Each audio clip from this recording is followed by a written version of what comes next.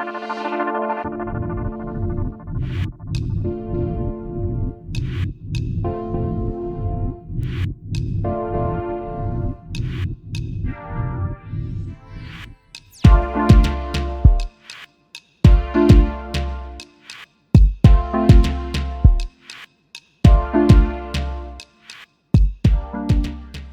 this is Candy with eyes2jesus.blogspot.com, and welcome as we continue on our study going through the whole book of Isaiah.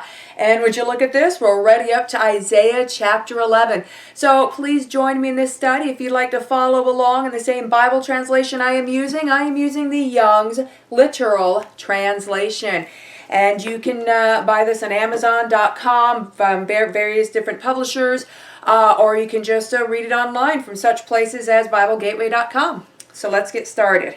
So Isaiah chapter 11, beginning with verse 1, says, "And a rod hath come out from the stalk of Jesse, and a branch from his roots is fruitful." So how have we been seeing people symbolized throughout Isaiah as trees? Okay, and we read about how with the Assyrian captivity of Israel, or how Ashur took Israel, that there was still a remnant left. There were still trees that weren't chopped down or burned.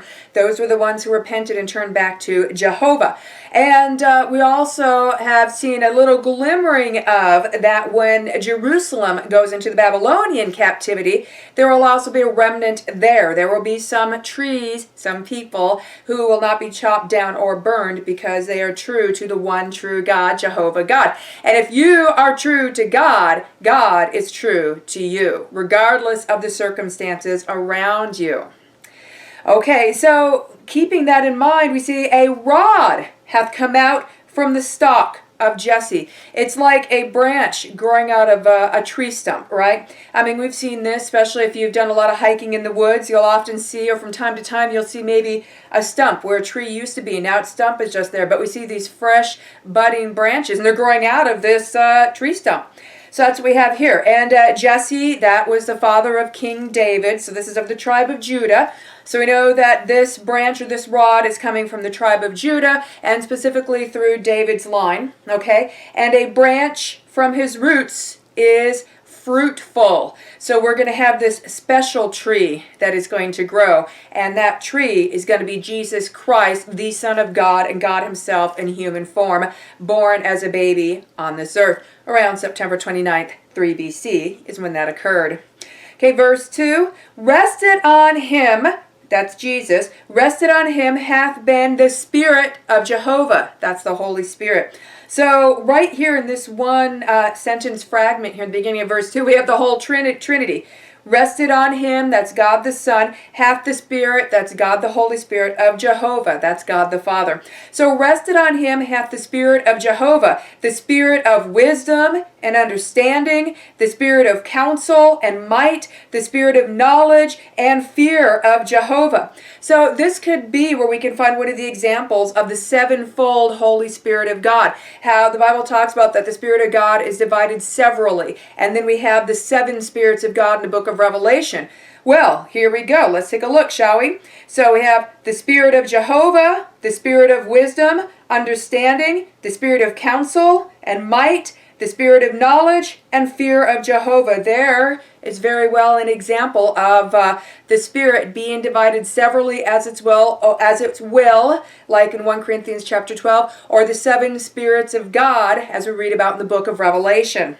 Okay, so continuing on with verse 3 in this messianic prophecy, "To refresh him in the fear of Jehovah, and by the sight of his eyes he judgeth not, nor by the hearing of his ears decideth." Now people will stop right there and say, see, thou shalt not judge. Even Jesus didn't judge. That's not what this is saying. It's saying that he didn't judge just by what he saw. He didn't judge just by what he heard, but he will judge. Look at verse 4. "And he," Jesus, "hath judged in righteousness the poor, and decided in uprightness for the humble of the earth, and hath smitten earth with the rod of his mouth, and with the breath of his lips he putteth the wicked to death. So it is saying that Jesus judges in righteousness. He doesn't judge on the outward appearance of man. The scriptures talks about how God looks at the inward man. He looks at who we really are, not how we sound or how we appear, but he looks at what's really going on.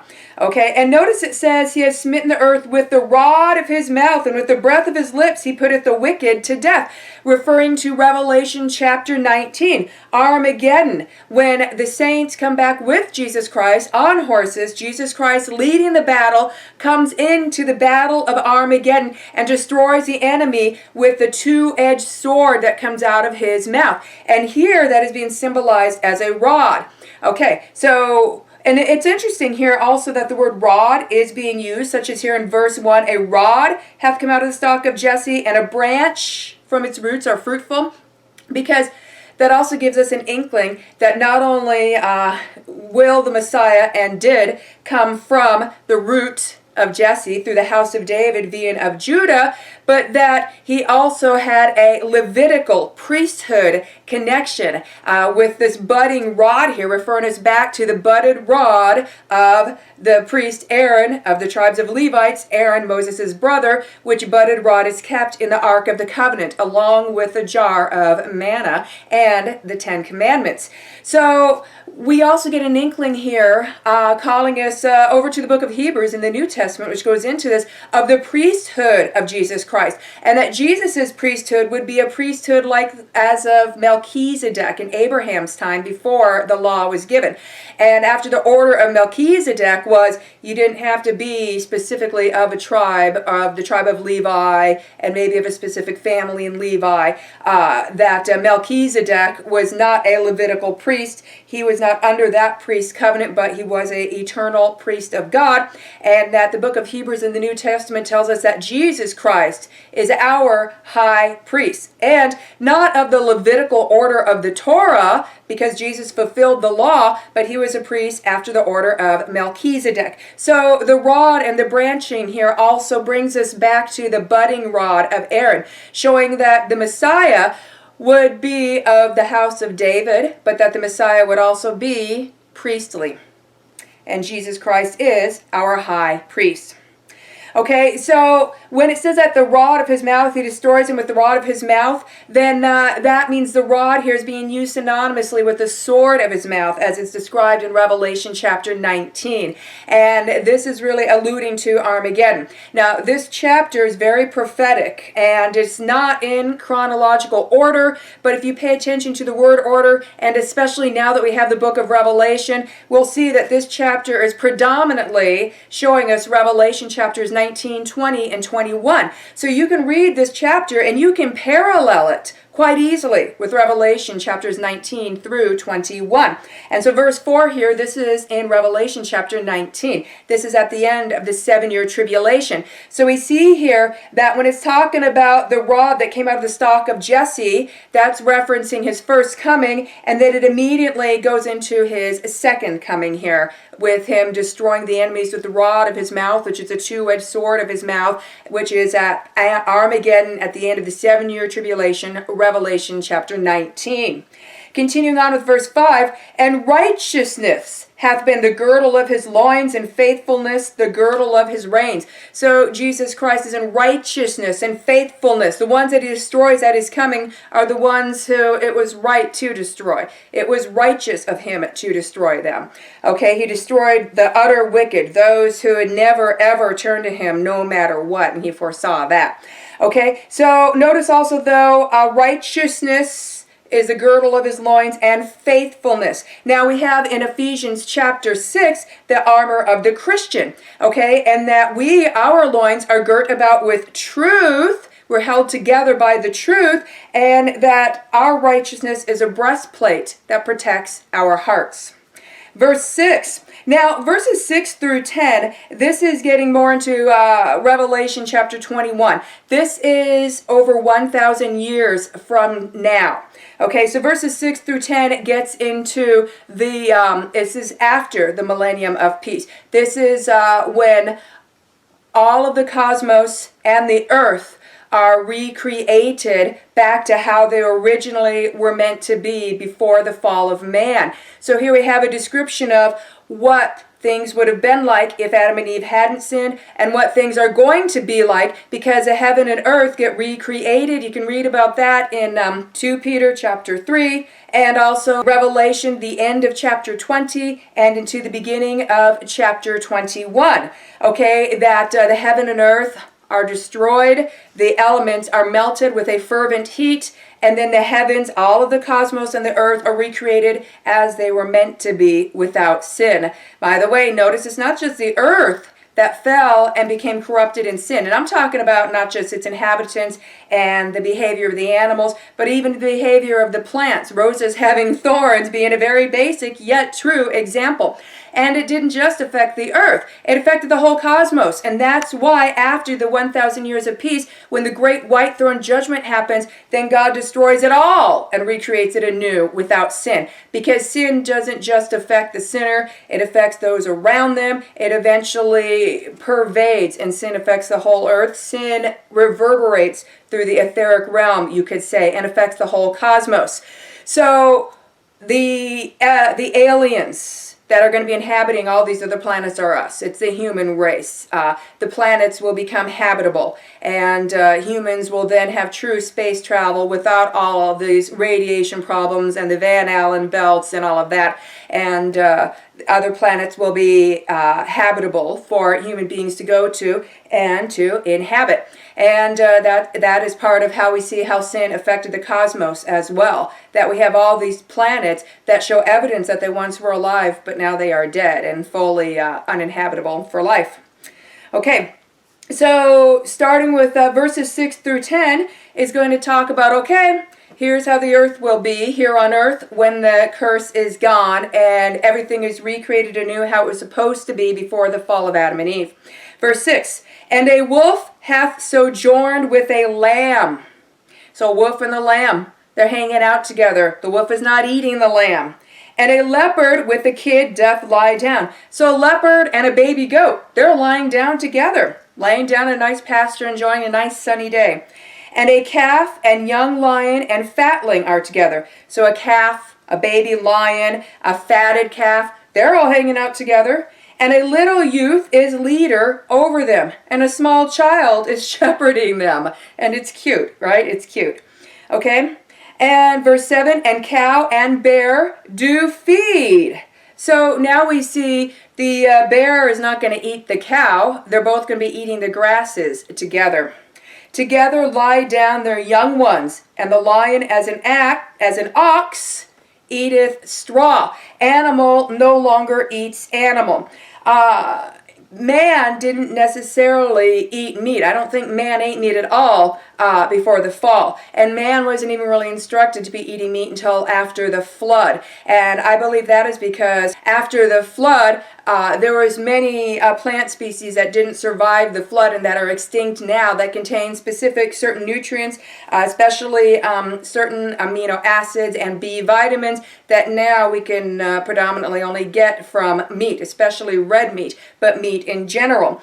And then now we have, since the fall and especially since after the flood, same thing, animals eating animals, because there's certain nutritive quantities that are now missing in this fallen world with our cursed ground that was not a problem before the fall and will not be a problem after the fall. So there's no reason to have predator and prey when everything is recreated anew. There wasn't predator and prey before the fall. And after everything is recreated anew to how it originally was supposed to be, there again will be no need for predator and prey. The lion and the bear, they're going to eat grass, even though they were formerly known as predators. And the animals formerly known as prey, they're going to eat grass right next to the former predators. There will be no issues there. Verse 8, and played hath the suckling by the hole of an asp, and on the den of a cockatrice hath the weaned one put his hand. So it's talking about young children, little crawling babies and little toddlers. They can play freely right next to snake holes, holes of snakes that were formerly known as viperous, poisonous snakes, that they could have just come out and bitten the child. But at this time, those snakes will no longer pose any threat. It'll be safe. It'll be just fine. Verse 9, evil they do not destroy in all my holy mountain, nor destroy in all my holy mountain. For full hath been the earth with the knowledge of Jehovah, as the waters are covering the sea. All right, now, nor destroy in all my holy mountain. That is New Jerusalem. New Jerusalem comes down after the great white throne judgment and everything is recreated anew. Then God comes to dwell with man, New Jerusalem coming down out of heaven. New Jerusalem's measurements indicate that it's either going to be pyramidal or it's going to be a cube. All right, and you can read very detailed descriptions of New Jerusalem in Revelation chapter 21. Verse 10, and there hath been in that day, a root of Jesse, that is standing for an ensign of peoples. Unto him do nations seek, and his rest hath been honor.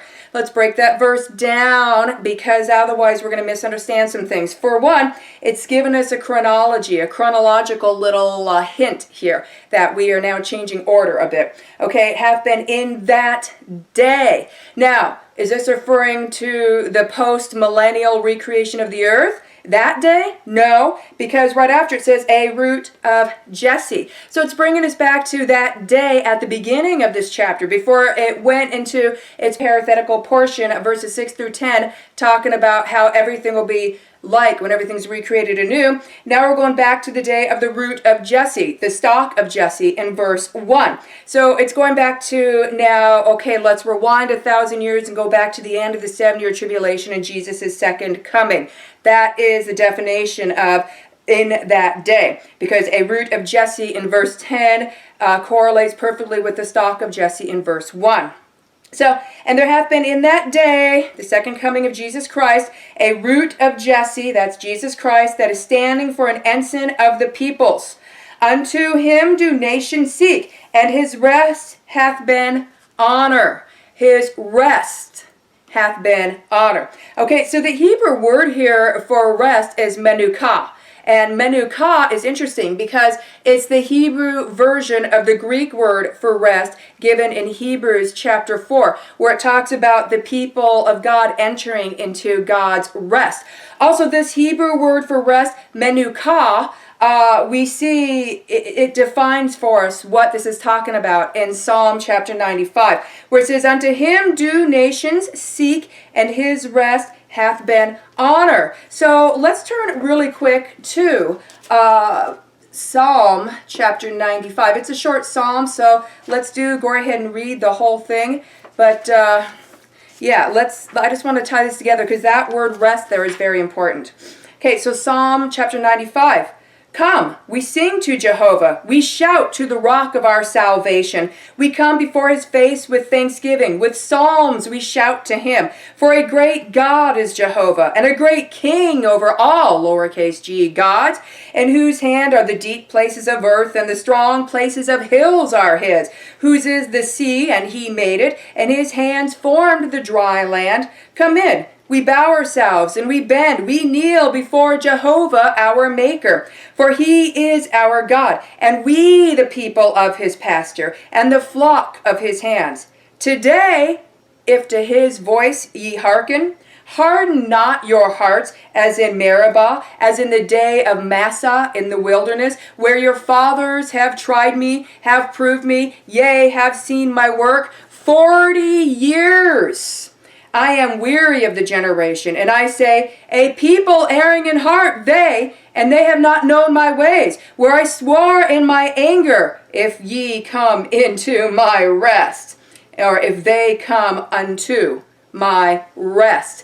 So we see here that rest, menukah, the same word, rest, menukah, in Isaiah chapter 11, is talking about the same rest here. It's referring to the rest being the entering of the promised land, and how the people in the wilderness who wandered for 40 years, that whole generation died off in the wilderness, and they did not enter into the promised land. Now, how come they had to wander in the wilderness for 40 years? Because they eschewed eschewed the one true God. Okay, now this also ties us here into Hebrews chapters 3 and 4. Let's just look at the first 10 verses of Hebrews chapter 4, which says, "We may fear then, lest a promise being left of our entering into his rest." That rest there is a Greek version of the Hebrew menukah. It's talking about the same type of rest.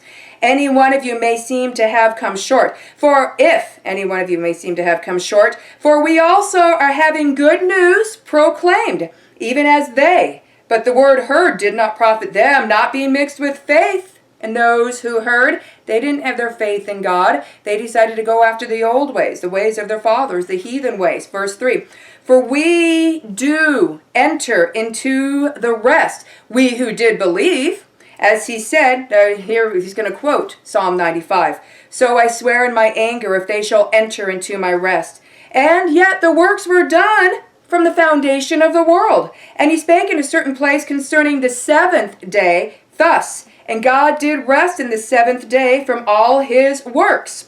Okay, so there we go, where we're quoting the creation account, day 7 of creation. Okay, and then verse 5, "And in this place again, if they shall enter into my rest. Since then it remaineth for certain to enter into it. And those who did first hear good news entered not in because of unbelief." They fell in the wilderness during the 40 years of wandering because of their unbelief. They did not enter into the rest of God. Verse 7, "Again he doth limit a certain day." Here he comes quoting Psalm 95 again. "Today," and David saying after so long a time, "as it hath been said, today, if his voice ye may hear, ye may not harden your hearts." Then he goes on and says, "For if Joshua had given them rest," because remember Joshua was leading them into the promised land after the 40 years wandering. So now we see here that the word rest was, one, being compared to the seventh day Sabbath rest of the seventh day of creation, and then two, it's being compared to entering the promised land. And it's saying that if Joshua had given them rest, he would not concerning another day have spoken after these things. "There doth remain then a sabbatic rest to the people of God. For he who did enter into his rest, he also rested from his works, as God did from his own." So now we see that it's tying in the rest being the entering of the promised land, end with being symbolically entered into the rest by being in Jesus Christ. That if you have your faith in Jesus Christ, then you have entered the rest, fulfilling the Sabbath. And then that final fulfillment, the ultimate fulfillment of that rest will occur when we enter the promised land. The promised land that is brought down from heaven onto earth, God's holy mountain, New Jerusalem, which happens after the 1,000-year millennium of peace. See, shortly after the 1,000-year millennium of peace, Satan is loosed out of his prison that he gets put in at the end of the 7-year tribulation. And after he's unloosed from his prison, he continues Armageddon Part 2. He starts the battle up all over again.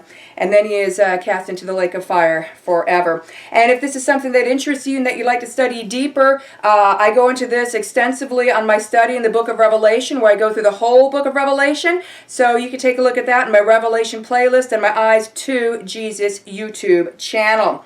Okay, so now we come back to Isaiah chapter 11, verse 10. "And there hath been in that day a root of Jesse, that is standing for an ensign of peoples. Unto him do nations seek, and his rest hath been honor." You enter into this rest via your faith in Jesus Christ as your Lord and Savior. And then you will physically enter into that rest when we get entry into New Jerusalem over 1,000 years from now. Okay, verse 11. "And it hath come to pass in that day," so in that day, that's still referring to the second coming of Jesus Christ. So it's letting us know, okay, we're still talking about the second coming of Jesus Christ in that day. That's what that phrase is defined as in this chapter. "And it hath come to pass in that day, the Lord addeth a second time his power, to get the remnant of his people that is left, from Ashur, and from Egypt, and from Pathros, and from Cush, and from Elam, and from Shinar, and from Hamath, and from the isles of the sea. And he hath lifted up an ensign to nations, and gathereth the driven away of Israel, and the scattered of Judah he assembleth from the four wings of the earth. So, after his second coming, the completion of the regathering of what's left at that time of the 12 tribes of Israel will come to a completion. Now, Israel has slowly been regathering in Israel and Jerusalem since 1948, but Jesus will complete that gathering and bring them all back after the 7-year tribulation during this time. Okay, verse 13, and turned aside hath the envy of Ephraim, and the adversaries of Judah are cut off. Ephraim doth not envy Judah, and Judah does not distress Ephraim. Ephraim here being one of the names given for the house of Israel. Judah here is being used as one of the names for the house of Judah. So in other words, the 12 tribes will all be reunited, and they're not going to be divided into 12 houses like they were in the days of Solomon's son. They will be like in the days of David. They will be Israel, not the house of Israel and the house of Judah. They will be God's Israel, the 12 tribes reunited. Verse 14. Okay, now also just really quick, why is it going into this? It's going into this because it's giving the people reading this at this time and hearing these words hope. Because we just read how Israel was taken captive by Ashur or the Assyrians. We see inklings where it's starting to warn Judah, the house of Judah, that they're going to be receiving judgment as well. And then we find out, later that Judah goes into captivity to the Babylonians, but we are promised that there's still remnants of people who stay true to God or repent and turn to God in both the house of Israel and the house of Judah. And he is saying here that even though Israel goes in captivity to the Assyrians and Judah goes in captivity to the Babylonians, that's not the end of the 12 tribes of Israel. They will all be reunited and brought back, and not brought back as a house of Israel and the house of Judah, but brought back again as one people. Verse 14, and they have flown on the shoulder of the Philistines westward. Together they spoiled the sons of the east, Edom and Moab sending forth their hand, and sons of Ammon obeying them. Okay, now the Philistines and Ammon and Moab and Edom, they were problem people to the Israelites. We read about that all throughout the Old Testament, especially throughout, Judges and the Samuels and Chronicles and Kings, all that whole area, the historical area. Okay, so these things are going to be made right again. Verse 15, and Jehovah hath devoted to destruction the tongue of the sea of Egypt, and hath waved his hand over the river in the terror of his wind, and hath smitten it at the 7 streams, and hath caused men to tread it with shoes. And there hath been a highway for the remnant of his people that is left from Ashur. So he's talking about, the remnant of the scattered Israelites. Israel became scattered after the Assyrian captivity or Ashur captivity, as it was for Israel in the day of his coming up out of the land of Egypt. So it's going to be like, again, a great exodus. The people of God are going to enter exit the Gentile lands that they had entered into many generations ago, and they're all again going to reconvene as one people once again. They're all going to return back to Jerusalem. So we just read a really rough chapter in our last study. In chapter 10, we're reading about all this judgment and all this captivity and how the forest is burned down or cut down, and that all the trees in the forest represent the house of Israel and then the house of Judah, and how there's just going to be a handful left of both of them who stayed true to God. But that how through the captivities, so many of especially the house of Israel, they really scattered. The house of Judah, at least partially, starts coming back after they come out of the Babylonian captivity. But Israel, they went in captivity to the Assyrians or Ashur, and then Babylonian took over the Assyrians and Ashur and conquered them. So then the house of Israel just kept getting diluted and spread about. So it's talking about how Israel and Judah, the 12 tribes, will reunite again, but that the full reunification is not going to occur until after the second coming of Jesus Christ. So, yes, this chapter at face value seems like it's out of chronological order, but if you keep in mind the phrase "in that day," and that "in that day" is referring to the root of Jesse, then we see via context and by following that phrase that the "in that day" parts are referring to the second coming of Jesus Christ, and that verses 6 through 10 then we kind of jump out of that day and we look further into the future. Another promise and a comfort not only to Israel and Judah, but to all the nations of the world, how the heaven and earth are going to be, how it's going to be when it's recreated, how the earth is going to be after the recreation, when there is no more sin and where nature is no longer affected by sin. And of course, neither is man. So here we see in chapter 11, that chapter hasn't happened yet, other than Jesus Christ being born and having come the first time. Most of chapter 11 is still our future even now. And this concludes our study of Isaiah chapter 11. Have a blessed day.